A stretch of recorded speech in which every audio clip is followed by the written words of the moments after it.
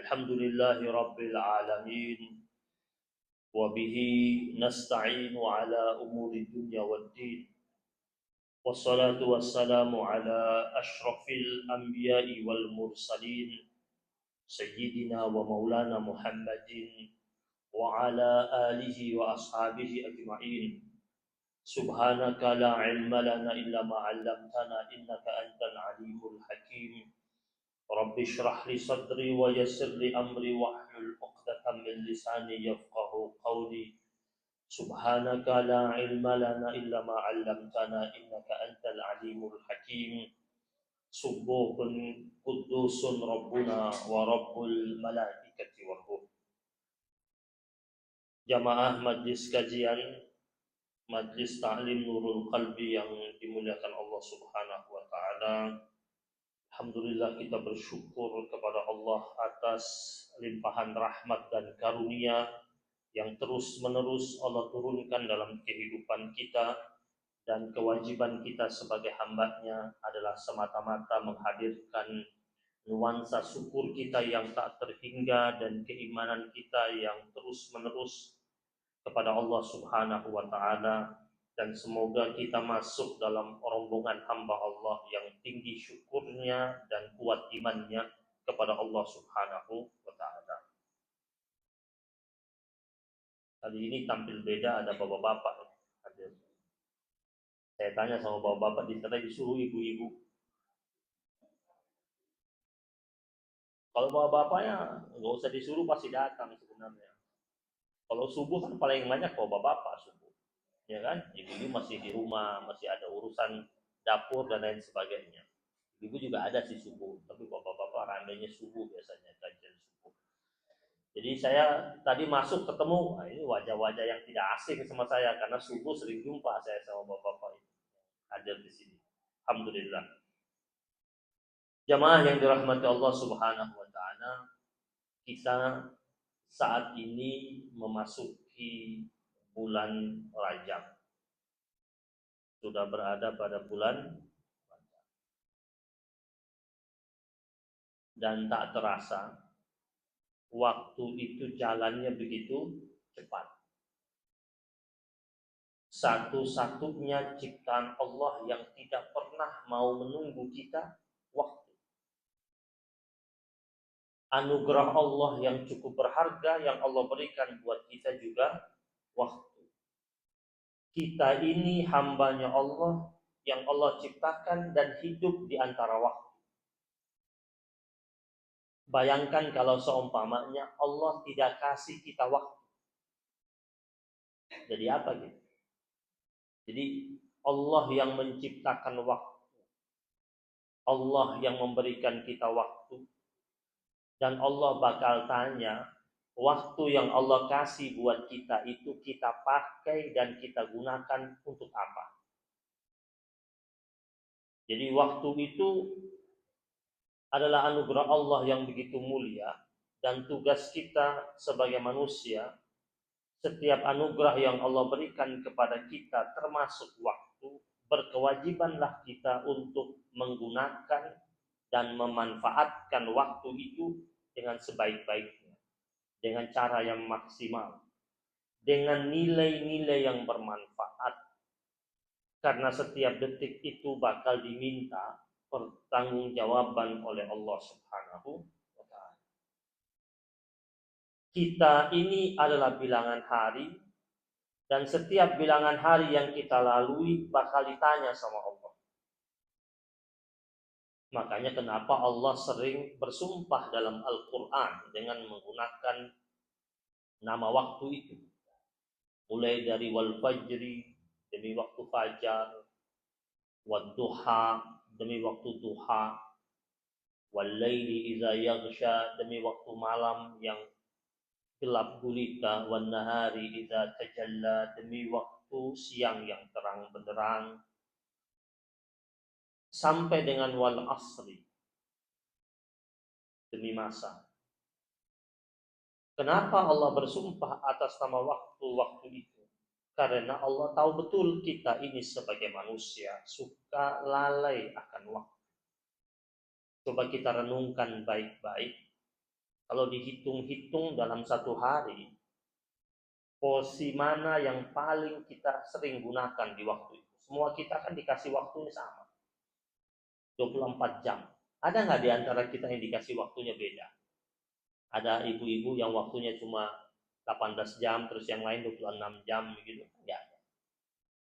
Porsi yang dikasih sama, karena Allah begitu adil, Allah kasih sama porsinya. Hanya nanti di hari akhir nilainya bakal beda-beda tergantung masing-masing individu itu menggunakan waktunya untuk apa dan berbuat apa. Nilainya akan beda walaupun sama pemberian jatah waktunya. Nah, ketika Allah bersumpah atas nama wal fajri, demi waktu fajar, demi waktu di mana orang sedang kuat-kuatnya. Demi waktu di mana orang itu ototnya masih bagus, tubuhnya masih oke, badan dan fisiknya masih sempurna. Buat apa dia dengan waktu itu? Kemudian Allah bersumpah atas nama waktu duha, waktu di mana orang mulai beraktivitas mengais rezeki dunianya. Di waktu-waktu itu, di saat matahari mulai terbit, dia buat apa saja. Waktu di mana orang sedang berada pada puncak karirnya, apa yang dia lakukan? Wadduha. Waktu siang dan malam, waktu di mana Allah bagi, ada porsi di mana kita beristirahat, ada porsi di mana kita beramal. Maka kata Imam Hasan Al-Basri, ayyuhan nas innama anta ayyamun, wahai sekalian manusia, kalian itu adalah bilangan hari-hari. Kullama zahaba yaumun zahaba ba'duk. Setiap kali pergi satu hari dari dirimu, maka pergi pula sebagian dari dirimu. Kita ini bilangan hari. Kita tinggal di hari itu, dan hari itu terus berganti, tak ada yang bisa menahannya. Dan setiap kali pergi satu hari dari diri kita, pergi pula sebagian dari tubuh kita. Pergi kekuatan otot kita, pergi rambut kita, pergi gigi kita, pergi ketajaman mata kita, pergi keawasan telinga kita. Kullama zahaba yaumun zahaba ba'du. Tak ada orang yang dia merasa umurnya sudah 74 terus dia bakal kuat seperti umur 27, tak mungkin. Walaupun dia bisa berpenampilan seakan-akan umur 27. Ya, dipoles gitu, ditarik mukanya sekencang-kencangnya. Habis begitu pagi-pagi keluar mau jogging 30 kilo, nggak bisa. Walaupun di foto orang bilang, ih cantik banget ya kayak umur 27, padahal umurnya sudah 72. Terus gara-gara orang bilang cantik kayak umur 27, terus dia akhirnya berpenampilan, berusaha untuk seperti remaja umur 27 tahun. Ya juga nggak akan bisa. Dia berusaha pakai sepatu kets yang biasa anak-anak muda pakai legging, pagi-pagi dia keluar, mau kemana Omah ditanya, tapi dipanggil Omah dia. Ya.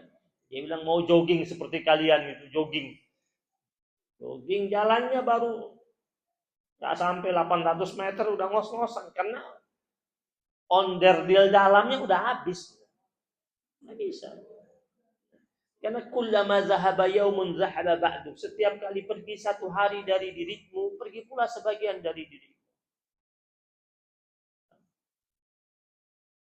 Maka menyesallah orang ketika dia di waktu muda dia tidak memanfaatkan dengan sebaik-baiknya. Ketika masuk masa tua baru dia mengatakan, oh seandainya dahulu saya muda, waktu saya muda itu kencang ibadahnya. Ya.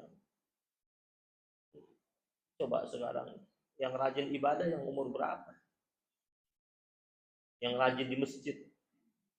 Iya. Yang hadir pengajian. Saya mau nanya di sini, ada yang umur 27? Oh, 23 banyak ya. Di bawah 27 banyak.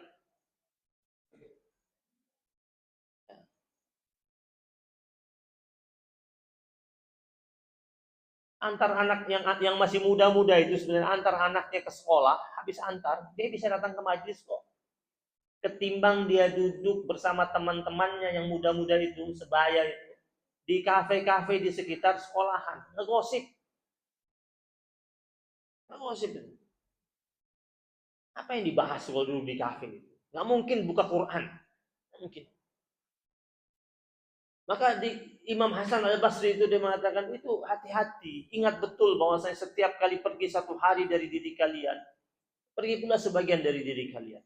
Allah kasih kita siang dan malam. Kata Umar bin Abdul Aziz, Innal laila wan nahara ya'malani fik. Sesungguhnya malam dan siang itu bekerja untukmu. Kita ini dilayani oleh malam dan siang, diservis oleh malam dan siang. Allah begitu baik, Allah kasih kita malam, kasih kita siang, Allah kasih kita terang, Allah kasih kita gelap. Ya'malani fik, Allah perintahkan mereka untuk layani kita ini malam dan siang itu. Fa'mal fihima, maka tugas kita apa? Tugas kita adalah bekerja, beramal, berbuat di malam dan siang itu. Kalau orang betul-betul paham tentang manfaat waktu, dia akan gunakan dengan sebaik-baiknya. Termasuk kalau dia paham ini sekarang bulan Rajab, bulan yang dimana di dalamnya mengandung beberapa keistimewaan pada bulan Rajab tersebut. Kita perhatikan, Imam Syafi'i rahimahullah dalam kitabnya beliau mengatakan, wa balaghana annahu kana yuqal, sesungguhnya dikatakan di situ kepada Imam Syafi'i rahimahullah dalam kitab kata beliau, inna du'a yustajabu fi khamsi layalin, sesungguhnya doa itu diijabahi oleh Allah Subhanahu wa taala pada 5 malam. Fi lailatul jum'ah, yang pertama doa yang dipanjatkan pada malam Jumat. Makanya kenapa kita itu kebanyakan di malam Jumat itu berusaha untuk mengisi waktunya dari habis maghrib ke isya dengan banyak baca Quran, banyak zikir, banyak baca wirid, aurat, kemudian menghadirkan segala macam bentuk doa dan permohonan. Karena salah satu waktu yang mustajab di malam hari itu yaitu malam Jumat. Yang berikutnya, walailatul adha, malam Idul Adha. Jadi malam Idul Adha itu lagi takbiran, doanya mustajab. Makanya salah itu kalau di malam Idul Adha masih repot hitung jumlah sapi. Malam Idul Adha itu panitianya masih repot bagi-bagi kupon. Bagi kuponnya jauh-jauh, hari sebelumnya, 3 hari sebelumnya. Ya. Malam Idul Adha masih repot hitung siapa yang dapat kepala, siapa yang dapat kaki kanan, kaki kiri. Kantong masih kurang, segala macam. Nanti masaknya apa, ini panitia nanti dimasakin apa. Ya. Malam Idul Adha doanya mustajab. Yang takbiran di masjid silakan takbiran, yang di rumah mau takbiran sambil berdoa silakan. Karena malam itu doanya mustajab. Walailatul fitri. Walailatul fitri. Malam Idul Fitri juga begitu. Ya. Itu doanya mustajab. Kemudian walailatin min Rajabin, dan malam bulan Rajab.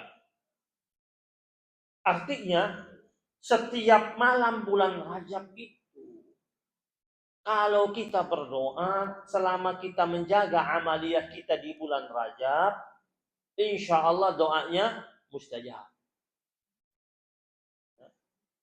Makanya ulama mengatakan, bulan Rajab itu ibaratnya bulan di mana ketika orang itu sedang menanam. Bulan Rajab itu menanam. Bulan Sya'ban itu menyiram. Bulan Ramadan manen.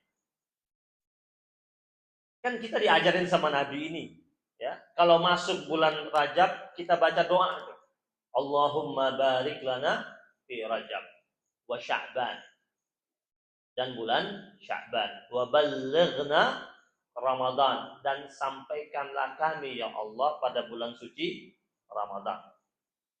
Itu kan doa dalam nuansa harapan kita kepada Allah Subhanahu wa taala agar bulan Rajab yang sedang kita masuki ini dipayungi dengan keberkahan. Allahumma barik lana. Ya Allah, berikanlah keberkahan bagi kami semuanya pada Rajab, pada bulan Rajab. Kita minta diberikan keberkahan, kita juga harus berbuat sesuatu yang memancing datangnya keberkahan. Jangan hanya melantunkan doa saja, tetapi tidak berbuat untuk mendatangkan keberkahan. Kadang-kadang sampai nyanyi tuh, ya, dinyanyiin, rame-rame nyanyiin. Habis nyanyi nggak dibuat, nggak dapat. Berkahnya nggak dapat. Walaupun dia nyanyi berkali-kali, sampai dengan berbagai nuansa nyanyian, ya, nuansa lagu tentang Allahumma barik lana fi Rajab. Ya Allah, berikanlah kami keberkahan di bulan Rajab. Tapi tidak berbuat, tidak melaksanakan sesuatu yang memancing keberkahan Allah turun dalam kehidupannya, nggak akan sampai. Maka kita baca Allahumma barik lana fi Rajab. Ya Allah, berikanlah kami keberkahan di bulan Rajab. Wa Sya'ban, dan bulan Sya'ban. Wa balighna Ramadan, dan sampaikanlah kami di bulan suci Ramadan. Tentu kita minta sama Allah sampai di Ramadan itu, sampai pada bulan Ramadan dengan kekuatan iman yang bagus. Dan untuk mendapatkan kekuatan iman yang bagus di bulan Ramadan, diperkuat dari mana? Dari bulan Rajab. Maka dikatakan bulan Rajab itu bulan menanam. Bulan di mana kita menanam segala macam bentuk nilai kebaikan, ketaatan, kepatuhan, ketakwaan. Ya. Yang sebelum-sebelumnya mungkin lagi turun takwanya, diperkuat lagi itu di bulan Rajab. Yang sebelum-sebelumnya ngajinya tidak sering, maka dijadikan sering pada bulan Rajab. Bulan menanam. Sekarang bagaimana mungkin kita bakal panen kalau kita nggak pernah nanam? Kita mau panen nih, tapi nanam nggak pernah. Atau kita tanam, tapi kita tidak pernah siram. Kira-kira bisa panen ya? Kalaupun panen, banyak yang gagal panennya. Jadi ada ulama sampai mengatakan itu bulan Rajab dan bulan Sya'ban itu sebenarnya bulan persiapan untuk melakukan pendaratan yang begitu mulus dan begitu indah di bulan suci Ramadan. Kalau kita menginginkan Ramadan kita itu betul-betul running well, sukses, lancar, tanpa ada hambatan, maka persiapannya, pemanasannya dilakukan dari bulan Rajab. Bulan Rajab dikatakan sebagai Ashhurul Hurum, salah satu daripada 4 bulan yang Allah katakan bulan haram. Allah katakan bulan haram. Berarti dia memiliki posisi mulia. Dan posisi mulia yang sudah Allah tetapkan dalam Al-Quran, dalam surat At-Taubah ayat 36. Siapa yang mau baca? Ayo, siapa? Biar ada yang dengar, yang mau baca sama baca artinya. Silakan. At-Taubah ayat 36.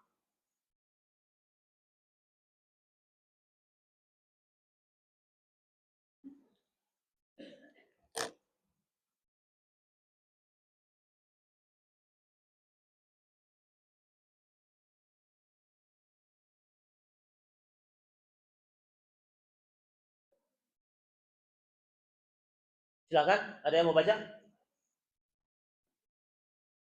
At-Taubah. Ya. Monggo, monggo langsung.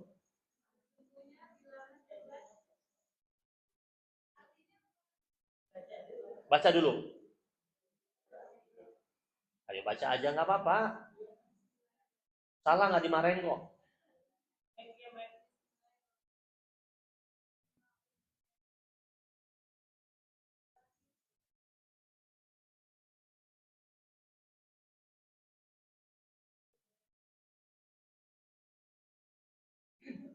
أعوذ بالله من الشيطان الرجيم بسم الله الرحمن الرحيم إن عدة الشهور عند الله 12 شهرا في كتاب الله في كتاب الله يوم خلق السماوات والأرض منها أربعة حرم ذلك الدين القيم فلا تظلموا فيهن أنفسكم وقاتلوا المشركين كافة كما يقاتلونكم كافة واعلموا أن الله مع المتقين. Sesungguhnya jumlah bulan menurut Allah ialah 12 bulan. Sebagaimana dalam ketetapan Allah pada waktu Dia menciptakan langit dan bumi. Di antaranya ada 4 bulan haram, itulah ketetapan agama yang lurus. Maka janganlah kamu menzalimi dirimu dalam bulan yang 4 itu.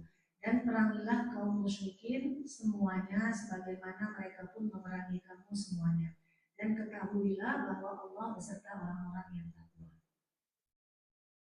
Di surat At-Taubah ayat yang ke-36 ini, di situ ada penekanan Allah kepada kita sebagai hamba-hambanya. Kata Allah di situ, fala tadzlimu fihinna anfusakum. Maka perhatikan, setelah Allah sebutkan tentang ada 12 bulan, dari 12 bulan itu ada 4 bulan Ashhurul Hurum itu, ya, itu 4 bulan itu dikatakan bulan haram, artinya bulan yang suci, bulan yang mulia. Kenapa dikatakan tanah haram? Tanah yang suci, tanah yang mulia. Orang Arab bilang, menyebut istri dengan sebutan hurmah atau harim. Apa artinya itu? Orang yang dijaga oleh suaminya, kemuliaannya dan kehormatannya. Maka disebut dengan hurmah atau harim. Nah, bulan haram ini artinya bulan yang mulia, bulan yang suci. Artinya kita di situ ditekankan oleh Allah. Di sini Allah katakan fala tadzlimu fihinna anfusakum. Jadi jamaah sekalian, berbuat dosa di bulan apa saja itu memang dilarang. Di hari apa saja memang dilarang. Tetapi ketika masuk pada bulan haram ini lebih ditekankan lagi. Allah katakan kepada kita untuk jaga diri kita agar jangan sampai berbuat dosa di bulan haram ini, termasuk di bulan Rajab. Artinya berbuat dosa di bulan Rajab dosanya jauh lebih besar. Berbuat sesuatu yang haram di bulan Rajab itu dosanya jauh lebih besar ketimbang selain bulan haram, selain bulan Rajab. Paham? Bisa dipahami ini? Jadi pada bulan ini kita disuruh untuk menjaga diri kita, meninggalkan sesuatu yang sia-sia. Mulai dijauhin tuh. Kemudian meningkatkan amalan kita di bulan Rajab. Di bulan itu di mana kita diperintahkan oleh Allah Subhanahu wa taala untuk betul-betul menjaga diri kita untuk tidak melakukan perbuatan-perbuatan yang bernuansa dosa atau maksiat. Maka Allah katakan, kenapa Allah katakan janganlah kalian menzalimi diri kalian sendiri, fala tazlimu fihinna anfusakum. Karena orang yang berbuat dosa itu ibaratnya dia sedang menzalimi dirinya sendiri. Berbuat dosa itu ada dia sedang berbuat kesalahan terhadap dirinya sendiri. Dia zalim sama dirinya. Nah, pesan Allah dalam surat At-Taubah ini, ayat 36 ini sebenarnya menjadi perhatian serius buat kita sebagai hamba-hamba Allah Subhanahu wa taala. Nah, jemaah yang dirahmati Allah Subhanahu wa taala, tadi hadis saya sampaikan baru 4 ya. Malam kalau saya tidak tuntaskan suka ada yang protes tuh. Kenapa cuma 4? Katanya 5. Sudah 4 ya. Yang terakhir malam nisfu Sya'ban. Jadi 5 malam itu. Tapi yang Rajab itu, yang menarik, di bulan Rajab itu dikatakan setiap malam di bulan Rajab. Makanya kita akan temukan riwayat betapa ulama-ulama salafus saleh itu ketika datang bulan Rajab itu, mereka menggiatkan amalnya. Kan kadang-kadang orang suka bertanya-tanya, ini mana dalilnya, mana. Sekarang gini, permasalahannya, apa salahnya ketika seseorang itu datang bulan Rajab, dia menguatkan amalannya, menguatkan istighfarnya, menguatkan salawatnya, menguatkan doanya. Selama sandarannya kepada Allah, mohonnya kepada Allah, istighfarnya kepada Allah, go ahead, jalanin. selama yang dia lakukan itu tidak bertentangan dengan nilai syariat, artinya tidak ada nuansa musyriknya. Toh itu amalan-amalan yang dia kuatkan. Kenapa? Karena dia pingin ketika masuk Ramadan itu sudah kuat betul. Puasa-puasanya mulai dia giatkan lagi dari bulan Rajab dilakukan. Dahulu ada ulama, kalau datang bulan Rajab, itu ulama tutup toko dia. Nggak buka lagi sampai kapan? Sampai Syawal. Udah nggak dagang dia. Ada yang tutup toko dari bulan Sya'ban, tutup toko. Sya'ban dia tutup toko, 2 bulan dia tutup toko. Rajab dia masih dagang, Sya'ban dia tutup toko. Berarti 2 bulan liburnya. Tapi kalau orang tanya sama dia, kamu nggak takut rugi? Dia bilang, enggak rugi saya. Tetap aja ada untung, tetap bisa hidup. Nggak takut kehilangan pelanggan. Dia bilang, saya lebih takut kehilangan Allah ketimbang kehilangan pelanggan. Kan dalam hidup manusia kan orang datang dan pergi kan. Datang dan pergi. Ada masa habisnya. Orang jodoh aja ada masa habisnya. Ini sekarang nih datang orang ke kita. Cerita mengeluh tentang pasangan hidupnya. Terus dia merasa kenapa saya harus terus kata-katanya mengatakan kenapa saya harus berpisah dengannya. Jawabnya sederhana saja. Ya ibu, ya bapak, udah habis jodohnya, selesai. Udah habis. Mau diapain lagi? Naik taksi aja ada argonya. Sama anak kita ini, apa sama anak kita? Apakah jatah hidup sama anak kita terus? Kan enggak. Habis masanya dia bersama kita kan? Iya. Mulai pelan-pelan Allah tarik tuh. Ketika dia sudah mulai dewasa, Allah tarik dia pelan-pelan dari kita. Tarik pelan-pelan. Udah mulai asik di kamar di atas sendirian. Dalam satu pekan kadang jumpa kita, kadang kagak jumpa. Bisa dihitung dalam sepekan berapa kali ketemu. Pelan-pelan ditarik itu kan. Ditarik pelan-pelan. Tahu-tahu dilamar orang di bawah. Ke Jepang lagi bawahnya. Ketemunya kapan? Setahun sekali syukur. Ini masih hidup nih. Masih hidup sudah mulai berjarak. Kan ditarik pelan-pelan. Waktu kecil masih sama kita. Tidur bareng kita. Digendong sama kita. Kemudian ketika dia sudah mulai remaja. Dipisahkan kamar dengan kita.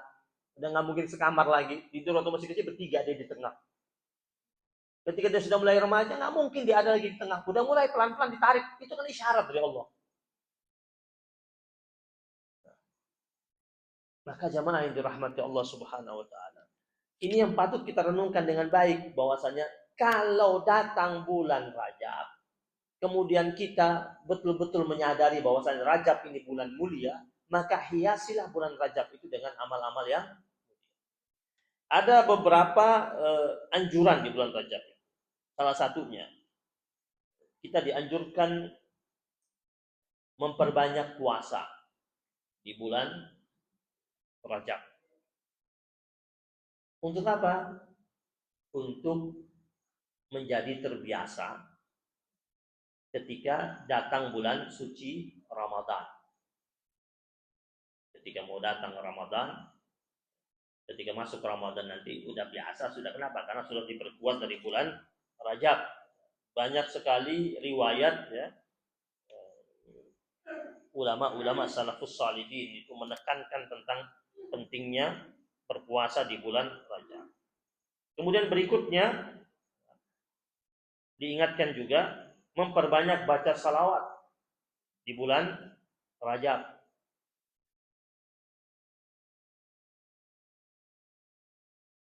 Salawat di bulan-bulan selain Rajab memang diperintahkan. Datang bulan Rajab perkuat.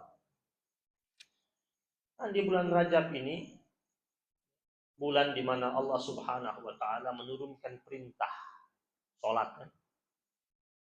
Pada bulan apa? Bulan Rajab. Bulan di mana Nabi melaksanakan perjalanan yang begitu dahsyat, begitu mulia. Bulan di mana Allah tunjukkan tentang mukjizat khasnya Nabi. Jadi Nabi itu, setiap nabi-nabi itu punya mukjizat. Tetapi mukjizat Nabi Muhammad yang tidak dimiliki oleh nabi-nabi yang lain adalah Isra Mi'raj itu. Ya. Nabi Musa itu menerima wahyu dari Allah Subhanahu wa taala. Itu tidak lewat Isra Mi'raj, cukup berangkat ke Bukit Tursina. Ya. Tetapi Nabi Muhammad sallallahu alaihi wasallam itu mendapatkan perlakuan spesial dari Allah, yaitu lewat Isra dan Mi'raj. Dan di sanalah Nabi mendapatkan perintah langsung dari Allah untuk umatnya. Makanya umat kita dikatakan sebagai khairu umat yang terbaik. Kenapa? Karena perintahnya langsung dari Allah kepada Nabi. Nabi pulang bawa oleh-oleh itu. Sampaikan kepada kita tentang sholat 5 waktu tersebut. Maka ketika datang bulan Rajab, salah satu amalan yang patut kita laksanakan adalah memperkuat sholat malam di bulan Rajab tersebut. Qiyamul Lail. Kemudian apalagi sudah tahu tentang malam bulan Rajab itu malam yang istimewa, malam yang memiliki keutamaan, malam yang penuh dengan keberkahan, malam yang dimana doanya mustajab. Bangun sholat malam ya. Di luar bulan Rajab saya kalau kita sholat malam kita bangun kita doa, insya Allah doanya mustajab. Ini bangun sholat malamnya di bulan Rajab, kemudian setelah sholat kita perbanyak baca salawat, perbanyak baca istighfar, kemudian kita memohon kepada Allah Subhanahu wa taala. Insya Allah permohonan kita jauh lebih dikabulkan oleh Allah Subhanahu wa taala. Maka amalan yang berikutnya selain istighfar, perbanyak baca istighfar di bulan Rajab. Ada istighfar yang sering kita dengar di beberapa masjid-masjid ya. Ini anjuran para ulama. Kalau ibu-ibu mau baca boleh. Rabbil sering disebut dengan ini istighfar Rajab, diistilahkan istighfar Rajab karena dibaca paling sering dibaca di bulan Rajab. Rabbighfirli warhamni wa tub alayya. Rabbighfirli warhamni wa tub alayya. Rabbighfirli warhamni wa tub alayya. Ini boleh dibaca dan bagus sekali dibaca di bulan Rajab. Dan biasanya di masjid-masjid yaitu kalau di Jakarta di masjid-masjid Betawi itu biasanya bacanya habis sholat maghrib. Jadi setiap kali masuk bulan Rajab habis maghrib itu ya, setelah selesai sholat rame-rame baca 100 kali. Ya. Nah, ibu-ibu boleh mengamalkan ini habis maghrib menanti isya atau kalau mau baca setiap kali selesai sholat. Ya. Memang lagi tidak ada kesibukan selesai sholat, urusan rumah sudah selesai semua, habis asar, habis zuhur, baca Rabbighfirli warhamni wa tub alayya. Rabbighfirli warhamni wa tub alayya. Aduhai Tuhanku, ampunilah segala macam bentuk dosa-dosa. Warhamni, kasihanilah aku, sayangilah aku, wa tub alayya, dan terimalah tobat atasku. Jadi memohon kepada Allah Subhanahu wa taala dengan membaca istighfar. Istighfar yang disebut istighfar Rajab karena kalau bulan Rajab masuk suka orang baca istighfar. Kemudian juga memperbanyak baca zikir, memperbanyak baca doa seperti apa yang dianjurkan oleh Rasulullah sallallahu alaihi wasallam, Allahumma barik lana fi Rajab wa Sya'ban wa ballighna Ramadan. Selain itu juga jamaah yang dirahmati Allah Subhanahu wa taala, ada juga anjuran dari para ulama salafus salihin tentang amalan-amalan yang perlu kita tingkatkan di bulan Rajab.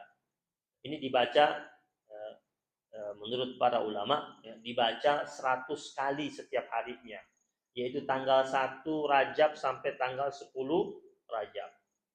Sekarang sudah tanggal berapa Rajab? Ya? Di tanggal 1 sampai tanggal 10 Rajab baca Subhanallah Al-Hayyul Qayyum 100 kali. Subhanallah Al-Hayyul Qayyum ya. Subhanallah Al-Hayyul Qayyum ya. Subhanallah Al-Hayyul Qayyum ya. Subhanallahil Hayyul Qayyum. Subhanallahil Hayyul Qayyum. Subhanallahil Hayyul Qayyum 100 kali setiap hari tanggal 1 sampai tanggal 10. Kemudian tanggal ya, berikutnya ya, tanggal 11 sampai tanggal 20 Rajab. Tadi tanggal 1 sampai tanggal 10 Rajab. Berarti sekarang ini masih bisa baca yang mana? Yang pertama kan? Subhanallahil Hayyul. Kalau tanggal 11 sampai tanggal 10 Rajab yang dibaca adalah Subhanallahil Ahadis Samad. Subhanallahil Ahadis Samad. Subhanallahil Ahadis Samad. Ya. Subhanallahil Ahadis Samad. Itu kan kalimat tasbih semua nih. Baca itu 100 kali tiap hari dari tanggal 11 Rajab sampai tanggal 20 Rajab. Kemudian berikutnya tanggal 21 Rajab sampai akhir Rajab, sampai akhir bulan Rajab. Yang dibaca adalah Subhanallahir Raufur Rahim. Subhanallahir Raufur Rahim. Subhanallahir Raufur Rahim. Ya, Subhanallahir Ar-Raufur Rahim. Ya, Subhanallahir Raufur Rahim. Subhanallahir Raufur Rahim. Subhanallahir Raufur Rahim. Ya. Itu tanggal 21 Rajab sampai akhir bulan. Jadi jamaah yang dirahmati Allah Subhanahu wa taala. Kita tentu senang Allah sampaikan kita di bulan Rajab ini.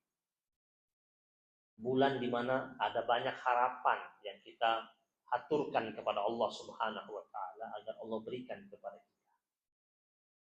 Tetapi jangan hanya sekedar senang. Kita praktekin. Kita lakukan segala macam bentuk amalan di bulan Rajab ini. Ya, Quran kita mulai dekat lagi, mulai baca lagi. Tilawah kita perbagus lagi.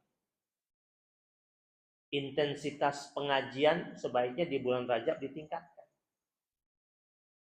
Kenapa? Karena mau persiapan bisa masuk bulan suci Ramadan. Bahkan ada kelompok-kelompok majelis itu ketika datang bulan Rajab, ada pada hari tertentu mereka ramai-ramai lakukan surat tasbih di bulan Rajab. Mereka lakukan pada bulan Rajab. Jadi seluruh amalan-amalan apa saja yang itu baik mulai ditingkatkan itu di bulan Rajab. Maka dikatakan bulan menanam. Dalam riwayat yang lain dikatakan bulan Rajab itu dia seperti angin. Bulan Sya'ban itu seperti awan. Bulan Ramadan itu hujan yang membasahi bumi. Jadi kalau kita tidak memanfaatkan bulan Rajab dengan sebaik-baiknya, maka tidak akan sampai pada titik paripurna bulan Ramadan. Mumpung masih di awal-awal bulan Rajab. Sudah tahu nih banyak fadilahnya, banyak keutamaannya, banyak keistimewaannya. Maka mulai kuatkan. Jangan tunda. Ntar, nanti kan setan itu kan hobinya bujuk kita untuk nunda-nunda. Ntar aja deh, besok aja deh. Masih awal-awal ini. Awalnya bilang masih awal-awal. Nggak terasa, waktu jalan cepat banget. Sekarang sudah tahun 2025, udah tanggal berapa? Tanggal 8. Nggak terasa, tahu-tahu ketemu lagi udah Februari lagi. Jalannya begitu cepat. Ada nggak yang merasa bahwasanya dari tahun ke tahun mukanya begitu aja, nggak berubah? Nggak mungkin. Berubah kok. Muka berubah, fisik berubah, kekuatan berubah. Makanya ulama mengatakan, iyyaka wat taswif. Jangan sampai engkau menjadi orang yang suka menunda-nunda. Karena engkau itu adalah orang hari ini. Walasta bighadin. Kau itu bukan orang hari esok. Kita ini bukan orang hari esok. Kita ini orang hari ini, Bu. Orang hari ini. Jadi amal yang kita lakukan itu amal hari ini, bukan hari esok. Panennya nanti. Dan kita belum tahu hari esok kayak gimana, kita nggak tahu. Maka kata ulama, kalau kau ada kesempatan pada hari ini, lakukanlah pada hari ini. Jangan tunggu besok. Karena belum tentu engkau ada pada hari esok. Kalau engkau pun sampai pada hari esok, maka lakukanlah amalmu di hari esok seperti kau lakukan pada hari ini. Tapi kalau engkau ternyata tidak sampai pada hari esok, kau nggak akan menyesal. Kenapa? Karena pada hari kemarin kau sudah sungguh-sungguh melakukan amalmu. Menunda-nunda itu kan kerjaannya setan, menggiring kita agar menunda. Entar nanti masih ada waktu, isyaknya masih lama katanya. Nanti aja isyaknya, kan suka tunda, ntar isyaknya panjang ini nggak apa-apa. Sholatnya baru jam 1:30, masih bisa kok 2:30, apalagi asarnya agak mundur. Itu. Dan kata ulama, di antara tanda Allah itu mulai mengabaikan kita, itu Allah hukum kita dengan cara asik dan sibuk dengan urusan dunia. Jadi kalau seumpamanya ada orang dia lagi overload, urusan dunianya lagi banyak banget. Ya, kalau ditanya sama temannya, kok nggak datang pengajian? Aduh, minta maaf banget, 2 bulan ini lagi repot, banyak-banyak kerjaan, masakan banyak orderannya. Kemudian lagi ini dan itu, banyak pesanan ini dan itu, kue kering dan lain sebagainya, banyak pesan. Dia kasih tahu tentang betapa sibuknya dengan urusan dunia. Hati-hati. Jangan dia bilang ini alhamdulillah lagi banyak rezeki. Bisa jadi itu bukan banyak rezeki. Allah lagi cuekin dia. Allah udah nggak mau lagi sama dia. Allah bikin dia sibuk dengan urusan dunia. Ya bisa aja kayak begitu. Jadi ada orang dia malas sholat, memang ada malasnya. Tapi ada orang dia malas sholat bukan karena malas sudah, karena memang Allah udah nggak mau jumpa sama dia. Ya kalau Allah sudah nggak mau jumpa sama dia, Allah bikin hatinya tertutup sehingga ketika dia meninggalkan sholat bukan karena malas. Kalau karena malas masih ada menyesalnya. Kalau orang sudah mulai meninggalkan kewajiban tanpa penyesalan, hati-hati. Itu berarti Allah sudah tidak sudi ketemu lagi dengan dia. Maka Allah bikin hati tertutup. Ngaji nggak mau datang, diajak sama temannya dia cuek aja, bisa jadi sudah tertutup. Tertutup sudah. Ya. Atau bahkan datang nggak pernah, hadir tidak pernah, tapi mengkritisi dan kata-katanya cukup tajam, mengkritik teman-teman yang hadir pengajian. Itu setan sudah. Nah, hati sudah tertutup. Amal kita nih Bu, yang kita buat ini sekarang, ibu-ibu lagi ngaji sekarang, hari Selasa tanggal 8. Ini amal ibu untuk hari ini.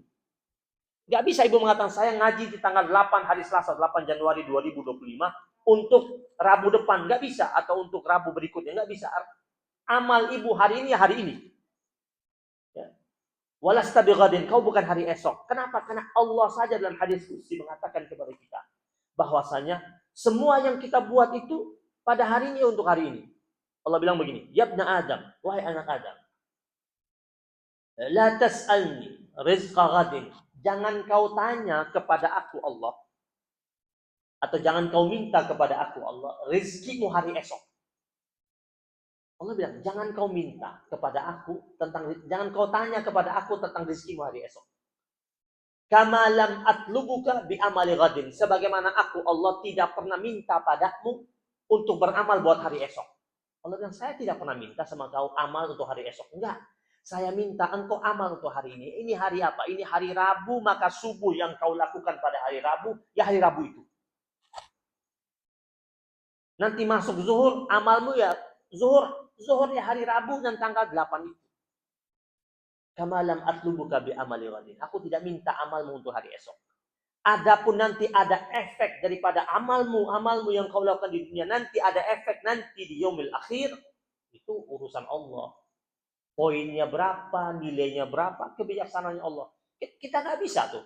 Semua amal yang kita lakukan terus kita bilang, saya sih habis datang pengajian Nurul Qalbi hari ini, poin saya 9. Nggak bisa nilai sendiri kita. Kita nggak bisa nilai diri kita, poin kita berapa, tidak bisa juga nilai orang lain. Poinnya, nilainya hanya ada sama Allah Subhanahu wa Ta'ala. Tugas kita itu di bumi Allah ini cuma satu: beribadah, menjalankan seluruh aturan Allah, perintah Allah, sesuai dengan standar-standar yang telah ditetapkan oleh Allah dan Rasul. Orang ketika masuk Rajab itu kan begitu membahana penyambutannya, sampai pasang status, sampai buat ini, buat itu, sampai bikin flyer, bikin spanduk pengajian tentang menyongsong bulan Rajab, bulan yang penuh dengan keberkahan itu. Kenapa dikatakan bulan yang penuh keberkahan? Karena doanya dimulai dengan Allahumma bariklah. Ya Allah, berikanlah keberkahan buat kami semua. Kita minta berkahnya turun buat. Karena keberkahan itu mutlak milik Allah. Kita sebagai hambanya berusaha untuk menjemput keberkahan tersebut. Lewat apa? Lewat amaliyah kebaikan. Ketaatan, kepatuhan, kesalehan.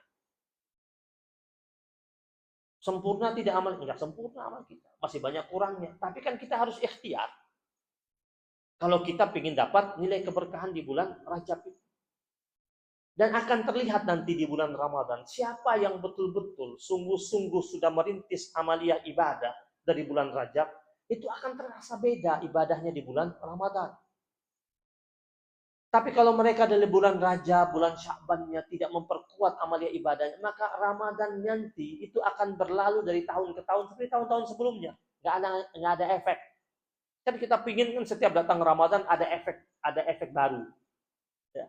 Ada peningkatan nilai spiritualitas lewat bulan Ramadan yang telah kita masuki di bulan ini, di tahun ini. Peningkatan nilai-nilai spiritualitas itu, peningkatan kesalehan, ketaatan, kepatuhan itu akan muncul kalau kita sudah melakukan persiapan dari bulan Rajab tadi. Tadi katakan Rajab itu bulannya Allah, Syahrullah. Dan bulan Sya'ban itu bulanku, kata Nabi.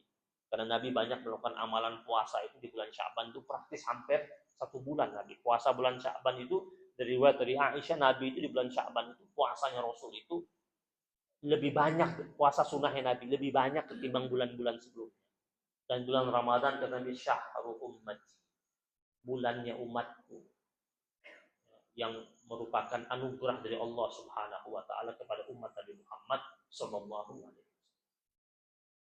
Bagaimana kita bisa ceria, senang, bahagia, menyongsong dan memasuki Ramadan kalau kita tidak betul-betul mempersiapkannya, melakukan pemanasan spiritualnya dari bulan Rajab. Kita tentu berharap semoga bulan Rajab tahun ini jauh lebih baik, lebih mulia, lebih sempurna, lebih penuh dengan keberkahan, penuh dengan ketaatan, kesalehan daripada bulan-bulan tahun-tahun sebelumnya, Rajab-Rajab tahun sebelumnya. Ya. Salawatnya mulai diperkuat, istighfarnya dirutinkan. Mau baca istighfar Rajab itu silahkan, mau baca istighfar yang lain silahkan. Istighfar itu menghadirkan berbagai macam kemuliaan dan kemuliaan. Istighfar itu dapat menghadirkan segala macam bentuk permohonan kita. Istighfar itu melancarkan rezeki kita. Istighfar itu melapangkan hati kita, melapangkan dada kita. Istighfar itu mampu akhirnya mencegah kita ketika kita sedang akan melangkah untuk melakukan maksiat. Karena dengan berkah istighfar, dengan berkat istighfar itu akhirnya langkah kita menuju tempat maksiat terhalangi dan dihalangi oleh Allah Subhanahu wa taala, digagalkan sama Allah Subhanahu wa taala lewat media-media itu. Tapi kalau kita tidak perkuat dari bulan Rajab, terus bulan Rajab kita anggap biasa saja, kemudian amalan kita tidak kita tingkatkan, atau bahkan kita banyak melakukan keburukan pada bulan Rajab. Di zaman Nabi itu, di bulan-bulan haram ini, perang nggak boleh. Dilarang melakukan kerusakan. Bahkan ada pertempuran suruh gencatan senjata lebih dahulu. Di bulan-bulan haram itu.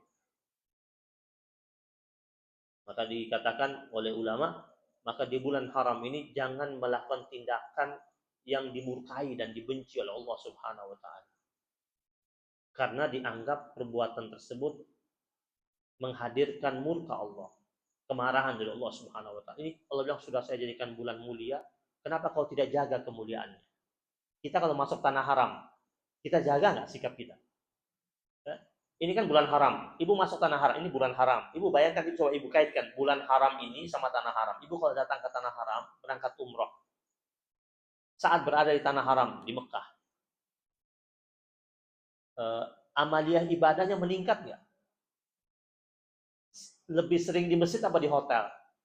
Di masjid. Kemudian ya, aktivitas ibadahnya, sholat sholat wajibnya di mana? Di masjid. Zikirnya lebih kuat di sana. Kenapa? Berada di tanah haram. Betul-betul jaga sikap, jaga tutur kata, jaga perilaku, sedekahnya sering di bulan haram itu, di tanah haram. Jadi selama umroh, umpamanya umrohnya 9 hari, selama perjalanan tadi di sana 7 hari. Betul-betul jaga. Nah sekarang bulan haram.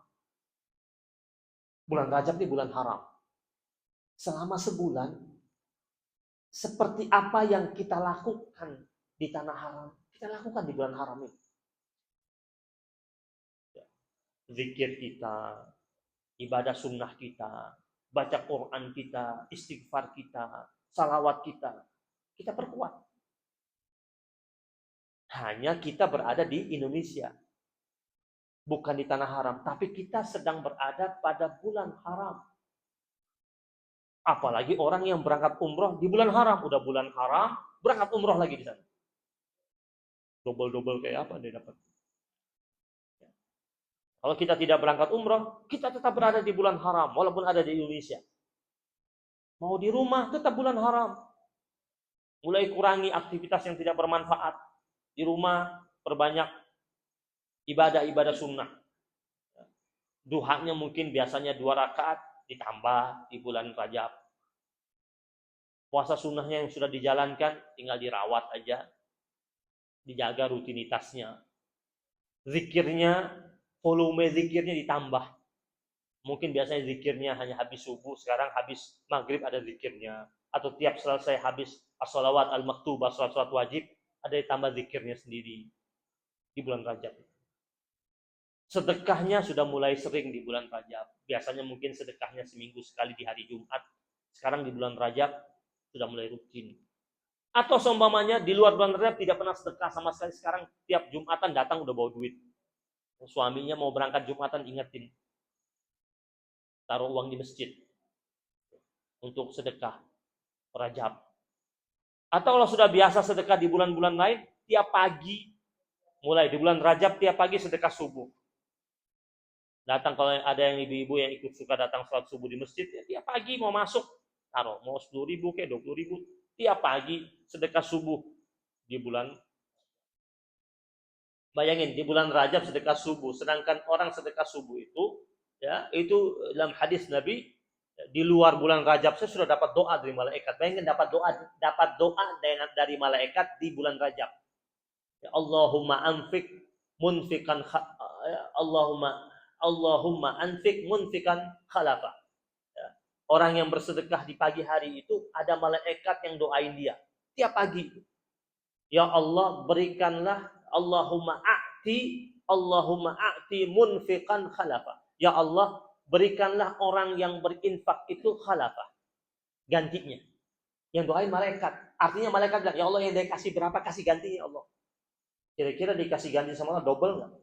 Double. Berlipat-lipat nggak? Berlipat-lipat. Yang doain malaikat lagi. Langsung. Kalau dia menahan hartanya, malaikat katakan Allahumma a'ti mumsikan talafa. Ya Allah, berikanlah orang yang menahan hartanya itu kerugian atau kehancuran. Nah, kalau datang bulan Rajab, dia rutin lakukan itu. Bulan haram, udah bulan mulia, dia rutin sedekah subuh, masuk masjid, taruh, ikut sholat subuh. Keluar dari masjid, malaikat doain dia di depan masjid. Allahumma a'ti munfikan khalafa. Ya Allah berikanlah yang berinfak di subuh hari ini gantinya. Kali kasih ganti. Didoain malaikat. Keluar dari masjid. Sampai nanti masuk Ramadan nanti berikutnya.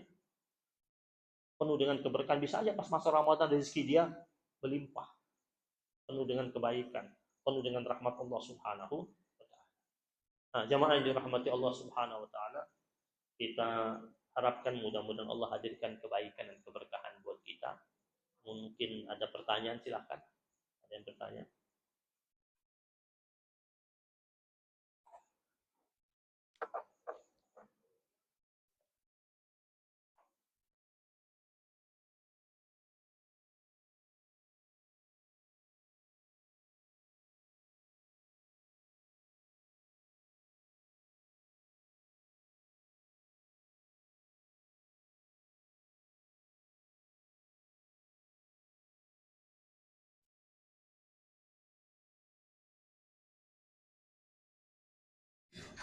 Bismillahirrahmanirrahim. Assalamualaikum warahmatullahi wabarakatuh. Waalaikumsalam. Ada dua pertanyaan Pak Ustadz, mungkin ibu-ibu yang lain juga bertanya. Yang pertama, sudah kita dengar tadi bahwa di bulan Rajab ini semua amal kebaikan dan keburukan ditingkatkan oleh Allah Subhanahu wa Ta'ala. Pak Ustadz, ini kita menerapkan kepada anak kita sendiri. Misalnya dia lalai untuk meningkatkan ibadahnya. Bagaimana caranya atau kiatnya kita supaya anak kita itu mau meningkatkan ibadahnya dari yang sudah-sudah. Itu yang pertama, Pak Ustadz, bagaimana caranya. Kemudian yang kedua, tentang sedekah subuh. Sedekah subuh itu kan setiap hari ya Pak Ustadz, kalau dapat kita masukkan ke musola atau ke masjid. Pertanyaan saya, misalnya ya Pak Ustadz kita berjauhan atau dengan fakir miskin, apakah boleh kita sedekah subuh itu kita kumpulkan dalam 1 bulan? Misalnya setiap hari sekian sampai hari ke-30. Kemudian setelah 1 bulan baru kita serahkan kepada fakir miskin atau ke masjid dan lain-lain sebagainya. Apakah boleh seperti itu Pak Ustadz? Sekian dan terima kasih. Assalamualaikum warahmatullahi wabarakatuh. Ya. Apakah sama pahalanya Pak Ustadz? Ya, gini. Yang pertama tentang anak. Kita tanya bagaimana kiatnya agar anak-anak kita itu dapat meningkat nilai amal solehnya. Yang paling utama itu ada pada kita. Kita harus berikan contoh. Anak itu tidak berhenti di kita perintahkan dia atau kita suruh dia atau kita ajak dia. Tapi yang terpenting itu adalah kita berikan contoh. Kalau dia sering melihat contoh, dia bakal ikut. Selain kita mengajak, kita tunjukkan contoh. Kalau kita ajak tapi kita tidak tunjukkan contoh, nggak mungkin dia lakukan apa yang kita perintahkan, apa yang kita inginkan. Kalau kita mengatakan, saya melakukan, iya. Dan yang kita lakukan kita harus tunjukkan ke dia. Ini saya kasih contoh ya. Nabi itu ada hal-hal tertentu Nabi itu tidak suruh sahabatnya, tapi Nabi tunjukkan contoh. Dalam sebuah riwayat ada salah seorang sahabat Nabi namanya Jabir bin Samurah. Jabir bin Samurah ini ditanya oleh salah seorang tabi'in, pengikut para sahabat. Kata pengikut para sahabat ini, tabi'in ini yang tidak berjumpa dengan Nabi. Jadi tabi'in itu orang yang tidak berjumpa dengan Nabi, tapi berjumpa dengan para sahabat Nabi. Nah, Jabir bin Samurah ini sahabat Nabi. Dia mengatakan, "Akunta tujalisu Rasulullah sallallahu alaihi wasallam. Apakah engkau sering membersamai Nabi Muhammad sallallahu alaihi wasallam?" Kemudian kata Jabir bin Samurah, "Ya, saya sering duduk sama Nabi." Kemudian Jabir cerita, salah satu dia cerita, "Saya itu sering lihat Nabi dan sering membersamai Nabi ketika habis subuh." Dia bilang suatu hari itu Nabi itu sering saya lihat habis subuh itu Nabi tidak bangun dari tempat duduknya sampai tatlu syamস, sampai terbit matahari. Jadi Nabi itu habis subuh nggak pernah bangkit dari tempat dia sholat. Jadi Nabi itu tidak pernah bangun dari tempat dia sholat itu sampai matahari terbit. Nabi duduk, ya, zikir, kemudian tilawah dan lain sebagainya. Nah, waktu itu kata Jabir bin Samurah, setelah matahari terbit Nabi bangun keluar. Waktu Nabi keluar, ada beberapa sahabat Nabi duduk di luar masjid. Jadi waktu Nabi lagi duduk di dalam habis subuh, mereka sudah duduk di luar, lagi nongkrong sahabat-sahabat Nabi. Sambil ngobrol, sambil ketawa-ketawa. Ya, Nabi keluar, Nabi lihat mereka. Kata Jabir bin Samurah, sahabat-sahabat Nabi yang nongkrong di luar ini masih terbawa tradisi dan kebiasaan orang-orang jahiliyah. Kan mereka dulu kan jahiliyah terus masuk Islam.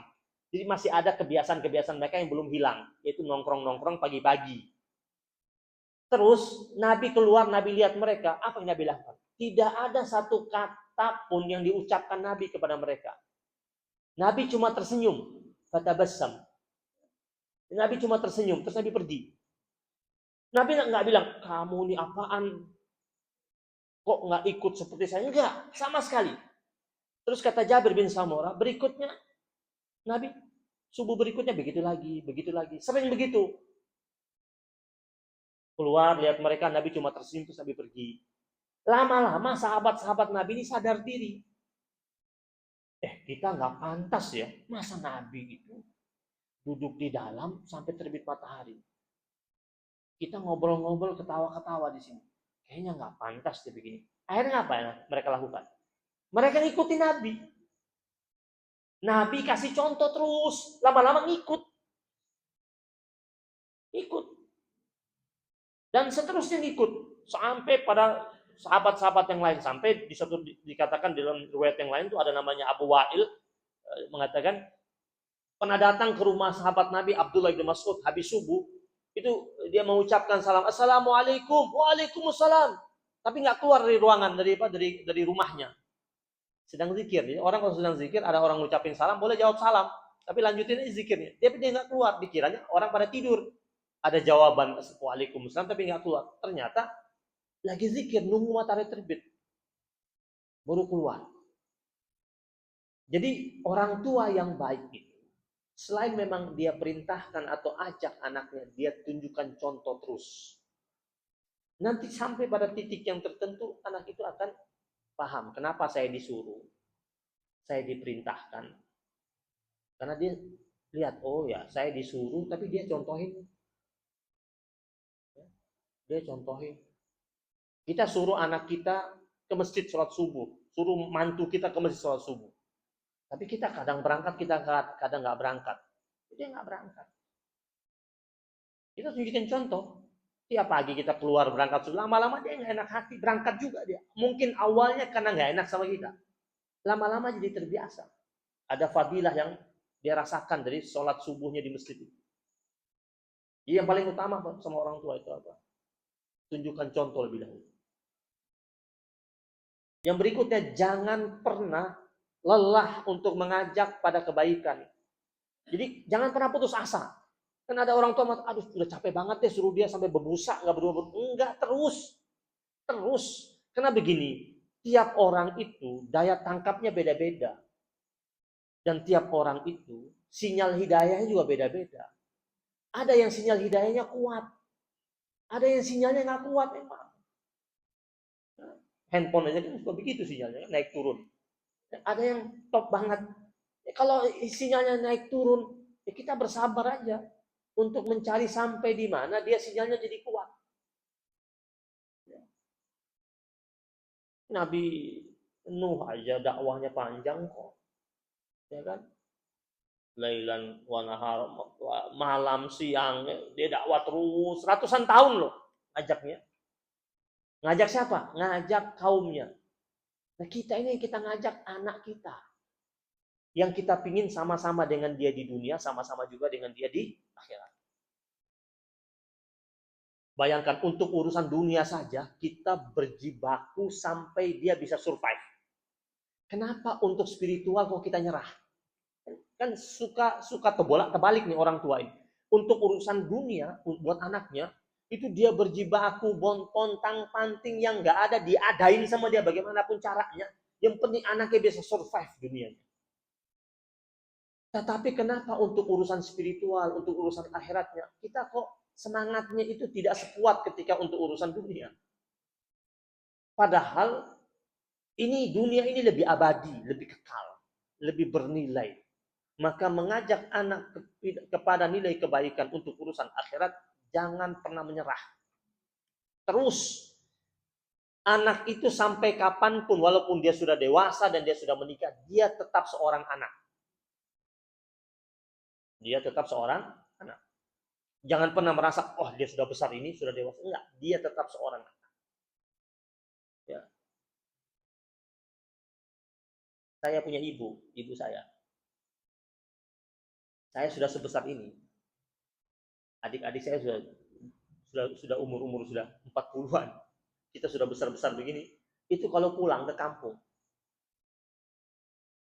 itu masih nanya sama kita, udah sholat belum? Masih nanya.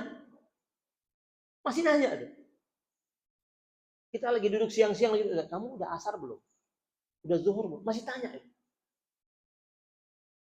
Saya masih ditanya. Orang di Jakarta tahunya Ustadz, masih ditanya sama masih dia nggak peduli. Lu Ustadz di Jakarta lu balik ke kampung anak gue. Ditanya. Malam-malam kalau dia bangun, umi saya itu sehari dia 1-2 juz baca Quran. Jadi semenjak abah saya meninggal dunia, kerjaan dia amalannya cuma itu.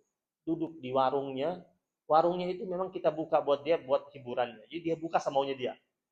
Kapan dia senang dia buka, dia tutup. Pokoknya itu menjadi mainannya dia. Duduk di warung baca Quran.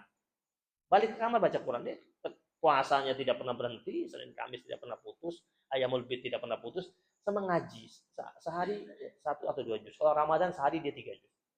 Kerjanya itu. Kalau bangun malam, dia bangun jam 2:30. Kita lagi pulang kampung, bangun 2:30, dia ke kamar mandi. Dia ketok kamar kita. Tahajud. Bangunin. Mau kita sudah bangun atau nggak belum bangun, dia ketok aja. Kalau kita buka, udah bangun kamu. Gitu doang dia. Terus pergi. Sholat. Dia wudhu. Jadi, orang tua memang harus begitu. Sampai dia bilang sama kita, kau besar kayak apa, kau tetap anak. Dia bilang. Mau kau sudah punya anak besar, cucu saya sudah SMA, sudah kuliah, tetap anak. Cucu-cucunya juga itu, dia tanya itu aja, sholat nggak? Kamu sholat nggak? Itu aja. Maka orang tua jangan masa anak sudah menikah, sudah dewasa, sudah tinggal sendiri, terus kita nggak tanya, itu urusan dia. Enggak, dia tetap anak. Tetap anak. Dan kita pingin sama-sama di dunia, sama-sama di. Kemudian mengenai amalan sedekah subuh. Memang jauh lebih baik rutin tiap subuh itu dikeluarkan. Tapi kalau ibu mau dirapel langsung sekaligus, maka ibu siapkan satu tempat. Ibu sudah taruh di situ. Ya, sudah siapkan di situ. Satu tempat. Ini. Taruh satu tempat, jadi satu, nanti setelah 1 bulan ini, jadi tetap dianggap itu sedekah subuh. 1 bulan baru dikeluarkan untuk siapa.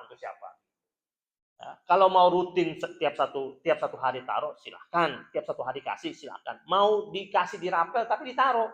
Jangan tidak ditaruh. Kalau tidak ditaruh, biasanya ada setannya. Dirapel aja deh, nanti akhir bulan baru transfer. Pas mau akhir bulan, setan bilang, kebanyakan. Nggak apa-apa. Oh iya, nggak apa-apa. Ya, saya kan kasih tahu ke ibu itu. Nah, mengenai ibu mau lakuin seperti apa, ya, maka yang saya anjurkan itu, kalau ibu lakukan seperti yang saya bilang, ya bagus, itu. Yang saya maksudkan yang jangan itu adalah kalau dirapel, dirapel. Wah, dirapel aja deh nanti deh. Pas akhir bulan, terpakai dulu untuk ini, untuk itu, ya. Kalau ditanya mana lebih afdol, yang lebih afdol tiap hari keluarin. Tiap hari keluarkan. Lebih afdol itu. Kenapa? Ya, karena kama la atlubuka bi amali ghadin, sebagaimana aku tidak minta sama kalian untuk beramal, jadi aku minta kalian amalnya sekarang, kata Allah. Sekarang. Do it. Lakukan amal tersebut dengan sebaik-baik. Insyaallah jadi nilai berkah. Berapapun angkanya, yang penting ada nilainya. Sedekah subuh. Wallahu a'lam. Ada pertanyaan lagi yang lain?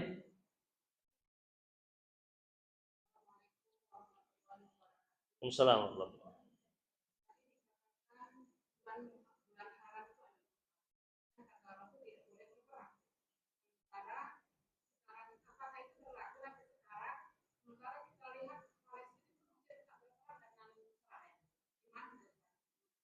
Nah, yang dimaksudkan dalam Islam itu, ya, kita tidak boleh melakukan pertempuran di bulan haram itu.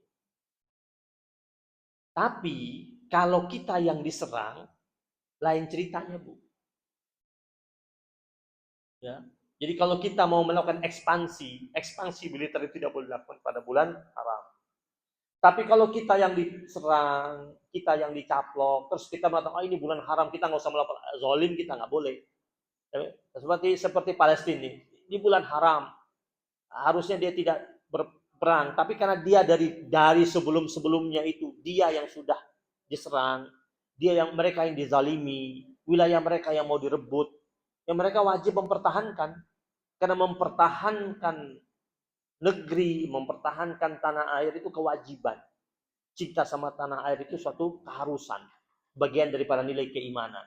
Maka tetap dia boleh melakukannya, bahkan dia akan mendapatkan kemuliaan dari Allah Subhanahu wa taala.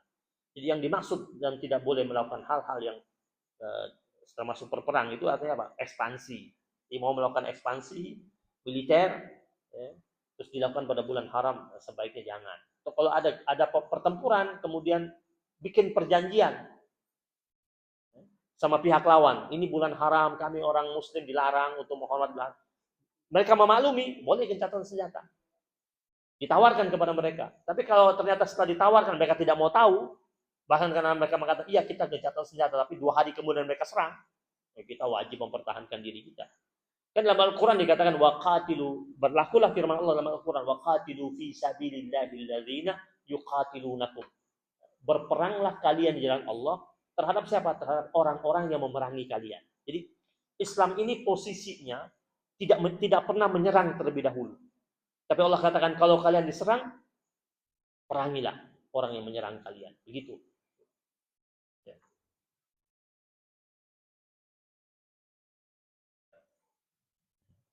Ada yang mau tanya lagi, ibu-ibu, mungkin bapak-bapak?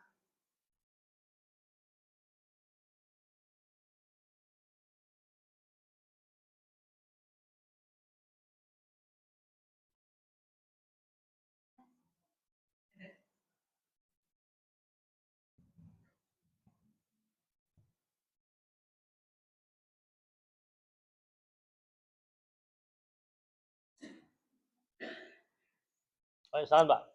Assalamualaikum warahmatullahi wabarakatuh. Assalamualaikum. Terima kasih atas kesempatan Ustaz. Ya, lebih perjelas saja. Mengenai puasa di bulan Rajab itu aktualnya hari apa saja atau mungkin tanggal berapa saja. Itu yang pertama. Yang kedua, mungkin ini salah satu peristiwa besar tadi juga sudah disinggung yang terjadi di bulan Rajab itu kan Isra Mi'raj tadi. Yang ingin saya minta pencerahan adalah ini, karena kita tahu bahwa Masjidil Aqsa itu waktu itu sudah disebut sebagai sebuah masjid. Padahal setahu kita pada saat itu kan Islam belum menjangkau sampai di luar Mekah ya, apalagi sampai di Aqsa. Yang pertanyaan adalah kenapa sudah disebut sebagai masjid pada saat itu? Apakah ada makna lain dari masjid pada saat itu? Karena mestinya pada saat itu belum menjadi tempat sholat umat Islam. Saya kira itu saja 2 pertanyaan. Terima kasih. Assalamualaikum warahmatullahi wabarakatuh. Assalamualaikum. Ya, mengenai puasa di bulan Rajab. Jadi di antara sekian amalan-amalan yang dianjurkan di bulan Rajab itu adalah puasa. Tentu yang afdoliyah puasa di bulan Rajab itu adalah puasa sunnah, puasa ayyamul bid. Ya. Jadi itu yang utama. Maksudnya sebagaimana ada pada bulan-bulan sebelumnya. Jadi yang belum terbiasa dengan ayyamul bid maka dia tingkatkan di bulan Rajab itu. Yang sudah biasa sunnah tinggal dikuatkan ibadah sunnahnya. Kemudian ibadah ayyamul bidnya. Kemudian mau ikut dengan puasa lainnya, semuanya dia ada orang pernah hutang di bulan Ramadan, cepat-cepat gantilah di bulan Rajab itu, di bulan haram itu diganti. Jadi bulan dimana ketika orang punya hutang dia ganti di bulan Rajab ini, ganti hutang puasa wajibnya. Bulan dimana ketika puasa-puasa sunnah itu dikuatkan kembali. Kemudian bisa saja orang pernah punya nazar, kemudian menebus nazar dengan puasa di bulan Rajab ini lakukan. Jadi seperti itu. Ya, jadi kalau ditanya adakah hari-hari lain tertentu, saya tidak menemukan dalil kuat yang menganjurkan amalan ada puasa spesial Rajab. Tapi kalau ada orang mulai merutinkan puasa-puasa di bulan Rajab dengan niat bahwasanya dia ingin menjadi, atau dia semuanya sudah terbiasa puasa sunnah, Senin Kamis, kemudian datang bulan Rajab dia mau puasa Daud, silakan bulan Rajab. Kemudian yang kedua, apa itu yang kedua? Mengenai nama Masjidil Aqsa. Nama Masjid Aqsa ya. Kita jangan bayangkan sebutan masjid itu dalam arti bangunan, Pak. Masjid itu artinya makanun lisujud. Masjid makanun lisujud, tempat untuk sujud. Jadi di hadis Nabi itu dikatakan Allah jadikan seluruh bumi Allah ini masjidan. Ya, kata Nabi. Allah menjadikan seluruh tanah ini di bumi Allah ini masjid, kecuali kuburan dan kamar mandi. Artinya kalau seumpamanya di halaman sini saya taruh sejadah saya sholat, itu masjid. Ya. Kita sholat Idul Adha, Idul Fitri di luar, di lapangan. Maka lapangan yang kita pakai dikatakan sebagai masjid. Makanun li sujud, tempat di mana kita pakai untuk sujud. Nah, di redaksi Al-Quran itu disebut Maha Suci Allah yang memperjalankan hambanya itu Muhammad SAW minal Masjidil Haram ilal Masjidil Aqsa alladzi barakna haulahu, ke Masjid Aqsa. Sekarang kita perhatikan, waktu Nabi berangkat itu di Mekah pun baru ada Ka'bah. Sudah terbentuk masjid? Belum juga. Tapi kenapa disebut Masjidil Haram? Makanun li sujud, tempat untuk sujud. Artinya itu Masjidil Haram, Masjidil Aqsa itu adalah tempat di mana dipakai oleh hamba-hamba Allah untuk sujud. Sebelum Nabi Muhammad, Masjidil Aqsa itu dipakai oleh nabi-nabi sebelumnya untuk sujud, untuk beribadah kepada Allah Subhanahu wa taala. Dan sebelum kiblat kaum muslimin itu berkiblat ke Ka'bah, kiblatnya ke Masjidil Aqsa. Karena itu tempat sudah dipakai oleh nabi-nabi terdahulu sebelum Nabi Muhammad untuk sujud, untuk beribadah. Termasuk Nabi Allah Sulaiman alaihissalam. Jadi artinya bukan dalam konteks bangunan masjid di situ, tetapi dalam artian tempat yang dipakai oleh hamba Allah untuk bersujud atau beribadah kepada Allah Subhanahu wa taala. Dan dulu nabi-nabi sebelum Nabi Muhammad yang pakainya untuk yang mereka ajarkan nilai tauhid, termasuk Isa al-Masih di situ kan. Di Bethlehem. Itu kan.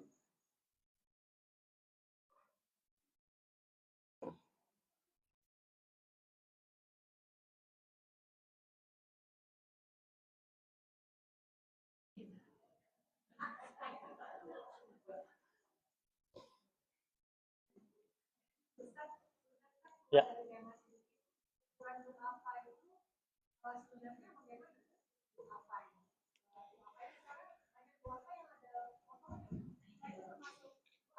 Ya. Du'afa itu orang yang tidak mampu memenuhi kebutuhan utamanya. Ya. Seumpamanya manusia ini masyarakat kita di Indonesia ini ya, kemampuan makannya maksudnya satu hari 3 kali. Kalau dia makannya cuma bisa sehari cuma sekali dan cukup terbatas lauknya, dia masuk du'afa. Ya, dia masuk du'afa, maka perlu kita bantu. Ya. Jangan melihat dia ada motornya, berarti dia sudah tidak du'afa. Jangan-jangan motornya pun orang kasih, diberikan orang. Atau jangan-jangan juga motornya masih hutang. Ya. Atau dengan motor yang dia punya, dia sebagai ojol, kita bilang dia nggak du'afa. Bisa jadi dia nggak du'afa, bisa jadi dia du'afa hari itu penghasilannya tidak seperti hari-hari yang lain. Ya. Jadi du'afa itu dikatakan lemah itu ketika dia belum mampu secara utuh memenuhi kebutuhan dasarnya. Dia dianggap du'afa. Dan kalau kita tahu, kita wajib bantu dia. Di du'afa itu. Jadi seumpamanya di rumahnya ternyata kebutuhan makanan yang dia butuhkan tidak ada di hari itu, du'afa. Tapi du'afa kadang ada juga du'afa yang dia bisa saja nanti tidak du'afa ketika dia sudah mampu survive gitu. Dia nggak du'afa. Tapi kalau dia masih sulit pendapatannya du'afa. Kita mengukur lah. Kita mampu mengukur sebenarnya. Kita lihat itu, ini benar du'afa atau tidak. Tapi di masyarakat kita kadang-kadang ada yang tidak du'afa, ngaku du'afa.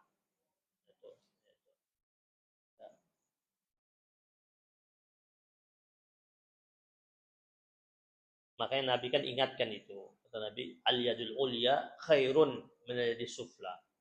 Tangan yang di atas jauh lebih mulia daripada tangan yang di bawah. Kadang-kadang begini. Suka kadang-kadang tuh kadang-kadang kita suka senyum-senyum sendiri.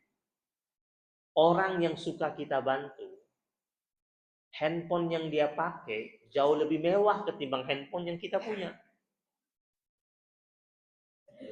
Kadang-kadang gitu. Tapi jangan kecil hati, bantu aja terus. Kenapa? Bisa jadi handphone dia yang begitu bagus, pulsanya kagak ada. Kadang-kadang ini suka ketemu gitu. Saya sering lihat itu ada jamaah saya itu ibu-ibu itu, seorang ibu-ibu, orangnya masya Allah suka bantu orang. Saya lihat handphone yang dia pakai, ibu itu pakai biasa. Sanak keluarganya yang suka datang ke rumahnya, yang suka dia kasih uang. Ponakan-ponakannya yang suka dia bantu, ponakannya suka dia bantu. Ponakannya itu ada yang dapat 2 juta tiap bulan dari dia. Ponakannya 2 juta, ada yang dikirim 1,5 juta, banyak itu ponakannya suka dia bantu. Ada yang rutin tuh 2 juta dia kirim. Handphonenya di atas ibu itu, mewah, terbaru lagi. Tapi yang saya salut sama ibu ini, nggak pernah tuh dia putusin bantuan, tetap aja. Tetap. Saya lihat udah lebih dari 10 tahun tuh ibu itu tidak pernah putusin, tetap dikasih. Belum lagi kalau hari raya, yang biasa dapat 2 juta tiap hari raya dapat 5 juta tuh dikasih sama dia. Dia paling bilang, mungkin dalam hati ini paling dia bilang, Masya Allah, Alhamdulillah, uang yang saya kasih bisa dikumpul. Dia khususnya bisa dikumpul-kumpul, beli handphone tuh. Dan itu kerabat-kerabatnya suka dia bantu selalu update handphonenya itu. Terbaru. Tapi dia nggak ini. Tapi rezekinya, karena dia mungkin karena lillahi ta'ala, rezekinya mengalir kayak air ibu itu. Iya. Orang ini rezekinya kayak air. Mau beli apa aja bisa dia beli. Ada ya rezekinya. Umrohin orang setahun bisa 5 orang dia umrohin. Dikasih uang saku sama dia. Yang dia umrohin juga berangkat umroh tuh lebih kaya dari dia. Biasanya, yang penting pahala saya untuk Allah. Pahala dari Allah buat saya banyak. Allah kasih buat saya. Kan salah satu ujian itu kan, ujian kita ini ketika berbuat baik, suka berhadapan dengan orang yang bermacam-macam. Kadang-kadang nih Bu, orang yang suka kita bantu itu orang yang paling sering ngomongin kita di belakang.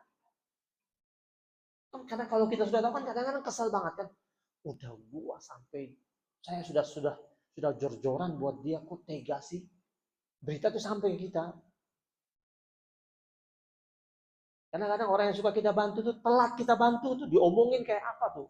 Telat, bukan nggak kasih lagi, telat dibahas. Itu ujian. Allah sedang uji sejauh mana kita ini lillah. Kalau seumpama tiba-tiba kita berhentiin, kita nggak lillah berarti. Allah selama ini bukan karena aku. Ada motif lain. Lakukanlah saja amal tersebut. Dan serahkan kepada Allah. Dan biarkan Allah yang menilainya. Allah yang menentukannya. Sudah. Kemudian jalanin. Ya. Baik. Cukup? Ada lagi?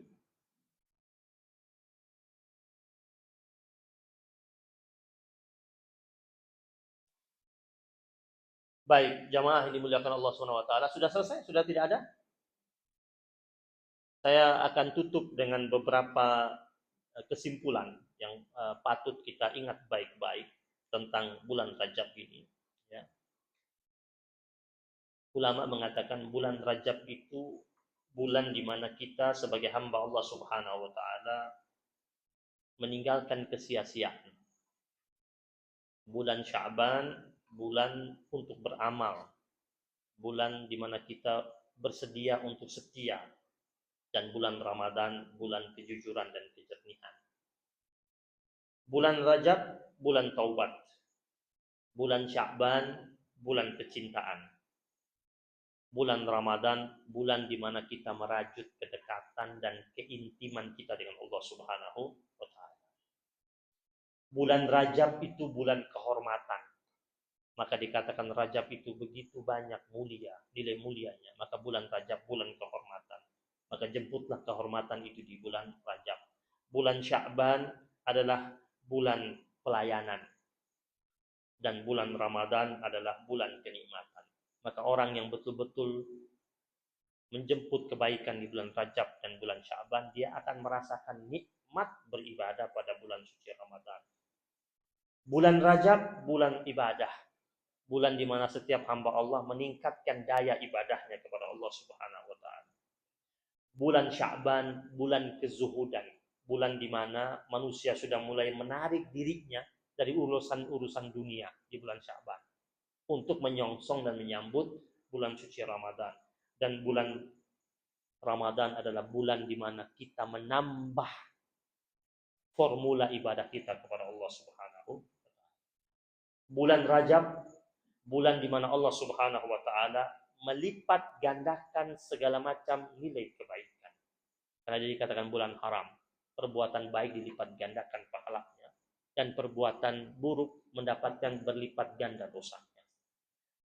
Maka dikatakan bulan Rajab adalah bulan di mana Allah meningkatkan, melipat gandakan nilai pahala kepada kita. Bulan Sya'ban di mana Allah Subhanahu wa taala menghapus segala macam bentuk kesalahan ketika kita masuk bulan Sya'ban. Kalau kita sudah mempersiapkan dari bulan Rajab tersebut. Dan bulan Ramadan, bulan di mana hamba-hamba Allah menjemput karamah, menjemput kemuliaan. Nah, jamaah yang dirahmati Allah Subhanahu wa taala, dengan begitu mari sama-sama kita serius. Mumpung masih berada di awal-awal bulan Rajab, kita serius menyongsong bulan Rajab ini dengan amalia-amalia baik, sehingga kita menjadi terbiasa pada bulan berikutnya, bulan Sya'ban, dan bulan berikutnya itu bulan suci Ramadan. Semoga Allah hadirkan kebaikan buat kita semua. Allahumma barik lana fi Rajab wa Sya'ban wa ballighna Ramadan. Ya Allah Subhanahu wa taala, berkahilah kami di bulan Rajab ini, dan berkahi kami pula ya Allah sampai pada bulan Sya'ban. Dan ya Allah ya Tuhan kami minta kepada Engkau agar Engkau sampaikan kita di bulan yang penuh dengan kemuliaan, yaitu bulan suci Ramadan. Rabbana taqabbal minna innaka antas samiul alim wa tub alaina ya maulana innaka antat tawwabur rahim. Rabbana la tuzigh qulubana ba'da idh hadaytana wa hab lana min ladunka rahmah innaka antal wahhab. Rabbana innaka jami'un nas liyaumin la raiba fihi innaka la tukhliful mi'ad. Rabbana atina fid dunya hasanah wa fil akhirati hasanah wa qina adzabannar. Wa sallallahu ala sayyidina Muhammadin nabiyil ummi wa ala alihi wa sahbihi wa baraka wa sallam. Alhamdulillahi rabbil alamin. Subhanakallahumma wa bihamdika asyhadu an la ilaha illa anta astaghfiruka wa atubu ilaik. Mari sama-sama kita baca surat Wal Asri, kita ikuti apa yang dipraktekkan Nabi dan sahabat-sahabatnya kalau bubar dari majlis. Bismillah sama-sama. Bismillahirrahmanirrahim. Wal asri innal insana lafi khusrin illa alladhina amanu wa amilus salihati wa tawasaw bil haqq wa tawasaw bis sabr. Wabillahi taufiq wal hidayah wal ridha wal inayah wal afu minkum. Wassalamualaikum warahmatullahi wabarakatuh.